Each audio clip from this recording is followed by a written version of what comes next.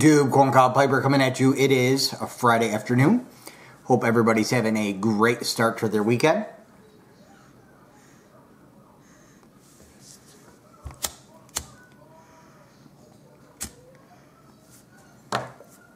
Smoking my Matches 860 Friday 7 Ellie.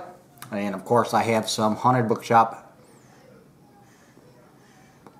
packed inside. This is, I think, my third time now smoking this pipe.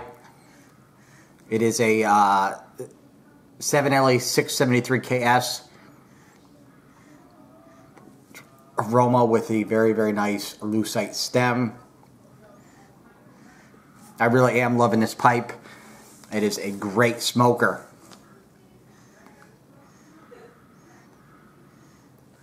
Give me 1 second here. I'm going to have to pause because my battery is dying, and I'll be right back. Alright, sorry about that, YouTube. I am back. So, for today's video, I wanted to do a VR for Ghost Cob's 1-year anniversary giveaway. Sean's an awesome dude. He is the shout-out king. I'm always looking at his channel to find new YTPC presenters. And he just does a bang-up job of finding new ones and letting everybody know about it. As always, I'm going to post the link to Sean's channel down below, Ghost Cob. Make sure you head on over to his channel, check out his great videos, and if you haven't already done so, make sure you hit that sub button on his channel as well. So for Sean's giveaway, he had asked us to do a VR about a time in history that we would like to go back and witness basically live, but without any harm or anything coming to us. If it were to be a battle or something like that. And I've been thinking for a while about what I wanted to do. I've known I wanted to do this VR for a while, but just wanted to come up with a good idea of what I would like to visit again. So let me preface this by saying I'm a huge Major League Baseball fan. I'm a diehard Tigers fan. I've been one since I was 10 years old and remain to be one to this day. The last World Series they won was in 1984. I was alive then, but not really watching baseball, so I don't remember it.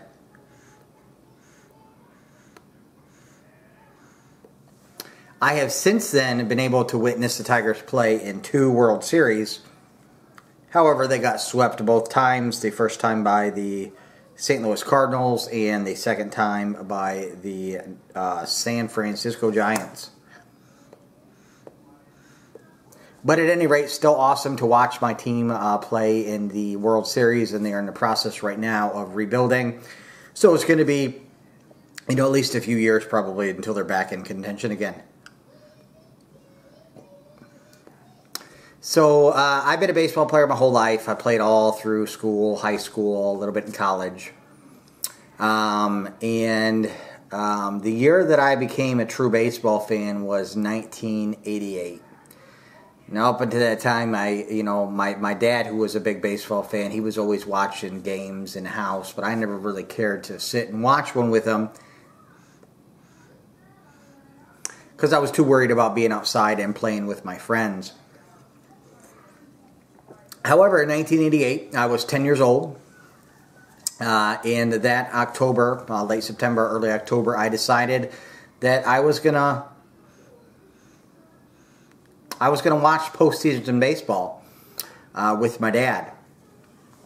And that year in the World Series was the Oakland Athletics versus the Los Angeles Dodgers. And backstory to this, so the A's that year were by far the favorite to win the World Series with the Bash brothers, Mark McGwire and Jose Canseco. And Jose Canseco had won the AL MVP that year. And on the other side, the flip side of that, you had the Los Angeles Dodgers with Orel Hershiser, who won the Cy Young, the NL Cy Young that year, and Kirk Gibson, who won the AL MVP. So obviously, I said the A's were favored to win. They had swept the Boston Red Sox in the ALDS 4-0, and the Los Angeles Dodgers had a tough 7-game series in the NLDS against the New York Mets. And during the NLDS, the NL MVP, who was Kirk Gibson, injured both of his legs, and I believe it was his left leg that was injured worse. It was a hamstring injury, and he was pretty much resigned to sit out the World Series. So that takes me to the moment that I would like to relive or witness in person, go back in time and see, and that is Game 1 of the 1988 World Series. So let me just, explain what's going on in Game 1. So the Dodgers are down 4-3. They bring in Dennis Eckersley, who at that time was the best closer in Major League Baseball, at least in my opinion, he was. And just to let you know a little bit about why the A's were so heavily favored, not only did they have the Bash brothers, Mark McGwire and Jose Canseco, on their team, but they also had one of the best starting pitching rotations, and a closer of all time. So with Dave Stewart, Bob Welsh, Storm Davis, and Todd Burns, that was their starting rotation. These are all guys that had phenomenal wins, double-digit wins apiece that year. I think Dave Stewart and Bob Welsh both had close to 20 wins that season. So with just those two pitchers alone, they would be the favorites probably to win the World Series. So let me continue, I guess. So top of the ninth inning. LA's down 4-3. They bring in Eckersley, who basically nobody can hit on. I don't know how many games he won that season, but I know it was a lot. He retires the first two batters, and I don't remember who the first two batters are. And then Mike Davis, who had been a nightmare for the A's during interleague play, they pitched to him very, very conservatively, and I think he walked on like 5 or 6 pitches.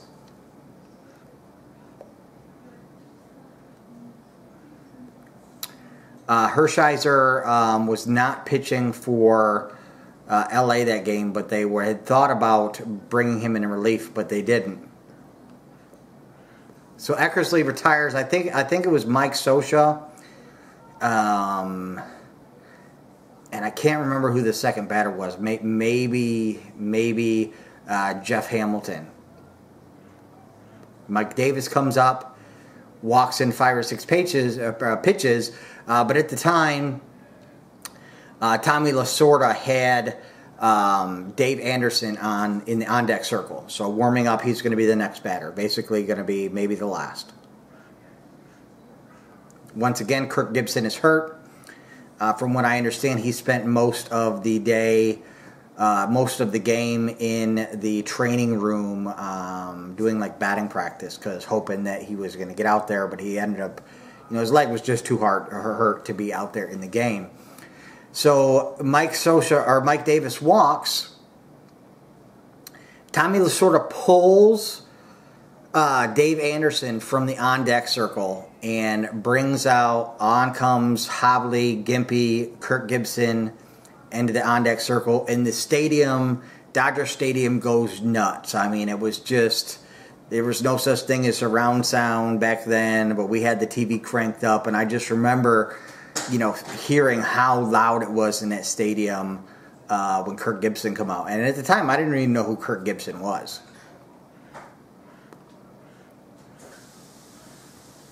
So Kirk Gibson comes out. He starts fouling off a bunch of pitches. At some point, Mike Davis, who was on first, steals second. I think the count might have been 2-2 at that point. Another foul ball brings the count to 3-2. So a full count, 2 outs, top of the ninth. You got a gimpy player who ended up being an MVP at bat. And Dennis Eckersley lets go of a slider. And Kirk Gibson crushes it. Flies way deep over the right field wall. Probably a 350-yard home run. It was long. I mean, he went yard. There's that famous picture, I don't know if any of you have seen it, of Dennis Eckersley looking over his shoulder and up in the air, watching Kirk Gibson's ball flying over his head with a just look of disbelief on his face.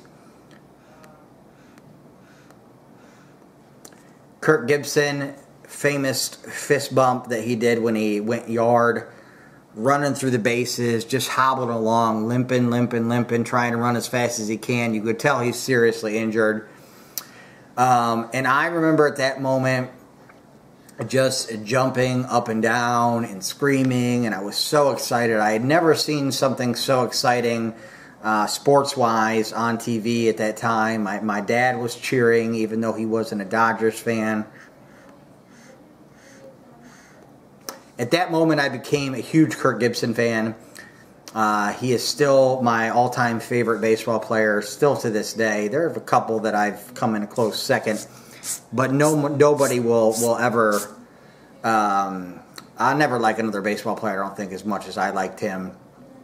And for that short period of my life, through the end of the World Series to the beginning of the '89 baseball season, I was an LA Dodgers fan. I decided at that moment that I was going to become an LA Dodgers fan. However,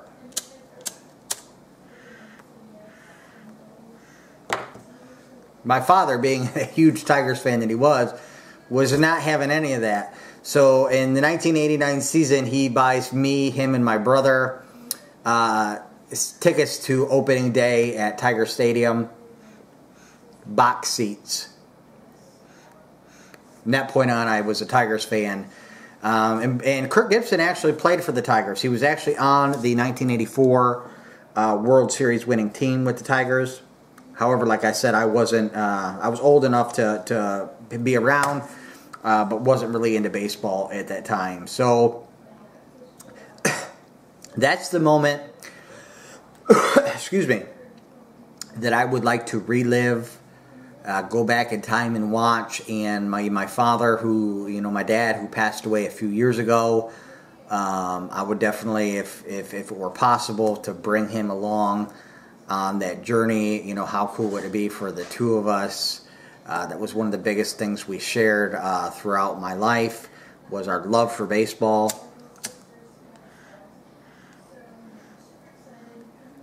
But I think it would be super cool to actually be there in Los Angeles in '88, watching the game, seeing that moment. One of the coolest memories that I have from my childhood, and one of the coolest memories I have of spending some good quality time with my dad as well.